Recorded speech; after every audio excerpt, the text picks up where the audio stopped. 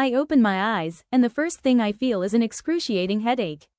I expected to see the ceiling of my office, with that damned lamp flickering again, but instead there's a luxurious canopy made of heavy velvet.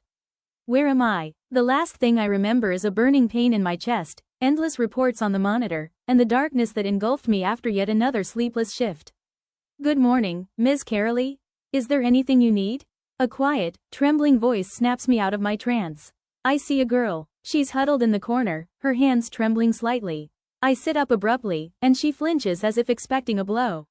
Repeat, what's my name? My voice sounds dry, unfamiliar, yet commanding. The girl turns pale, her eyes filling with tears. Why your name? Karelyi von Eisenhart. You're a princess? It's as if fireworks are exploding in my head.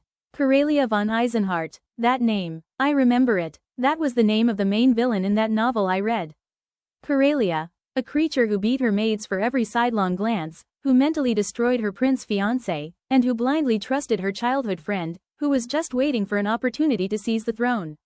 I remember the ending. She's banished to an icy castle in the north, where she dies of cold and loneliness, while the prince finds true happiness with someone else.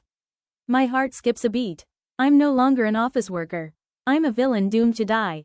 I look at my hands, thin, pale, but they still remember the exhaustion. I don't want to die in a cold castle. I don't want to be a monster.